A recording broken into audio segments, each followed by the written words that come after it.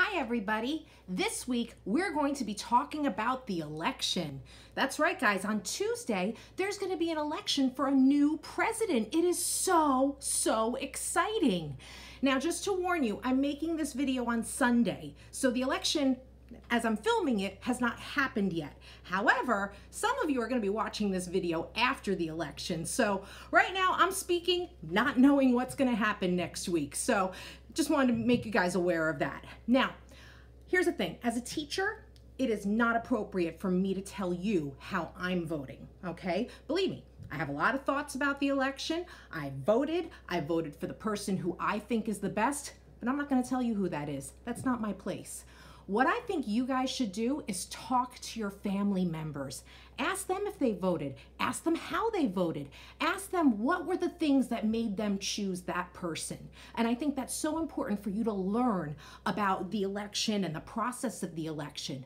And then when you turn 18, I want you all to start voting, okay? Because that, as an American, that is one of the most important things that we have in this country, and that is a voice. And we use our voice by voting. And when we vote, we can elect a president, we can elect a governor, a senator, we can even elect the mayor of the town that we live in. It is so exciting, my friends. So please, please, please, learn about the election, learn about how your family voted, and then when you're 18, I want you to start voting. This book is called Grace Goes to Washington, and it's written by Kelly DiPuccio, and pictures are by Liu Pham. Now, this book is actually the second part of a story. To another grade, actually, the same week, I'm also reading Grace for President to a different class. This book is all about a girl named Grace Campbell who decides that she wants to run for president of her class, and goes through the whole process of what a presidential candidate has to do in order to win an election. And it's a really cool way of looking at an election. And at the very end of the book, not to spoil anything, Grace, she wins, and she is now the class president. But this book that I'm going to read now is Grace Goes to Washington. And in this book, Grace goes to Washington, D.C., and she learns about our different branches of government.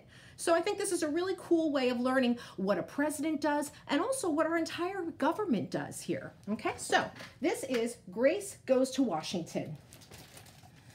And right here, they even show you kind of our three branches of government. It says checks and balances. Now, they cut off part of it here, but our three branches of government are the legislative branch, which is Congress. That's the Senate and the House of Representatives. Then we have our executive branch. That's our president and vice president. And then we have the Supreme Court, which is our third branch of government. So these three groups here all work together to make our government.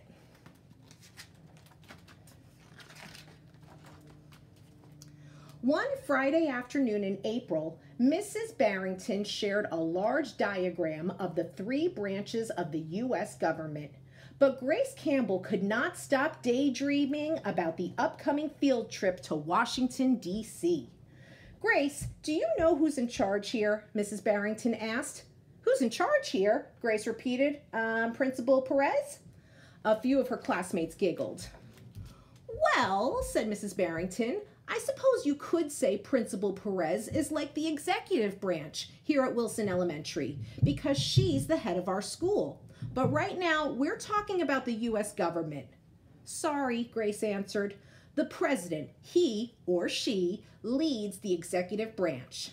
That's correct, Mrs. Barrington said, the president. The last bell of the day rang. We'll discuss this more next week, she announced. Student council members Grace and Sam, don't forget you have a meeting after school. At the meeting, classroom representatives were discussing their ideas on how to spend the money raised from their holiday bake sale. Thomas and his committee petitioned for new sports equipment. Grace and her committee thought new books for the library was the way to go. Principal Perez even offered her suggestion. The music room sure could use some new instruments. Mr. Marshall, the media center teacher, listened carefully to all of their arguments and took notes. They're all good ideas, Grace later admitted to Sam. There's no way we'll agree before the vote next week. You know what I was thinking during the meeting? Sam asked. No, what? If Principal Perez is like the executive branch, I think the student council is kind of like the legislative branch because we're the elected leaders from each class and we help make decisions for the school. Grace considered Sam's comparison. Yeah, who knew so many people had a say in how to spend cookie money, she grumbled. The following day, Grace could hardly contain her excitement. It was finally field trip day. Grace and her classmates visited the Lincoln Memorial and the U.S. Capitol where the legislative branch meets. And the Supreme Court building. That's where you'll find the judicial branch and the Supreme Court judges, Sam pointed out. They decide if our rules and laws are fair. Kind of like Mr. Marshall does at our student council meetings, Grace added. During a tour of the White House, home of the executive branch, Grace's dream of becoming president felt more real. Their final stop of the day was the Martin Luther King Jr. Memorial. Grace studied the words engraved on the monument and thought about their meaning. Make a career of humanity. Commit yourself to the noble struggle for equal rights. You will make a greater person of yourself, a greater nation of your country, and a finer world to live in. At recess the next day, arguments about what to purchase for the school grew more heated. Look at this crummy basketball, Clara complained. It's practically worthless. At least you have a ball, Fletcher groaned. There are 2 new books in the Ninja Wizard series, but our library doesn't have either one.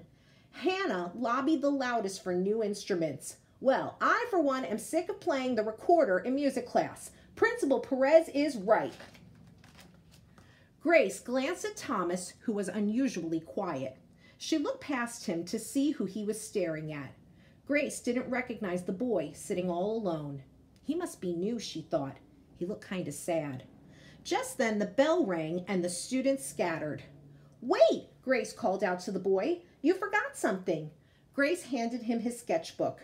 I like your drawing, she said. Thanks, said the boy with a smile. Grace caught up to Thomas in the hallway. I have an idea, she said. A few days later, the student council's last meeting of the year was being called to order. Excuse me, Grace interrupted, but before we vote, Thomas and I would like to introduce you to someone. This is Aman. He is new to our school. We'd like all of you to consider one more option for how to spend the bake sale money. Together, they rolled out a big poster. We're calling it the Friendship Mall, Thomas said proudly. Aman helped us design it. It's a place where you can go at recess to let other students know when you need a friend, Aman explained. Next, Thomas spoke about their field trip to Washington, D.C., and Grace read a quote from Martin Luther King Jr. A finer, kinder world starts with us and the choices we make, she concluded. Thank you for listening.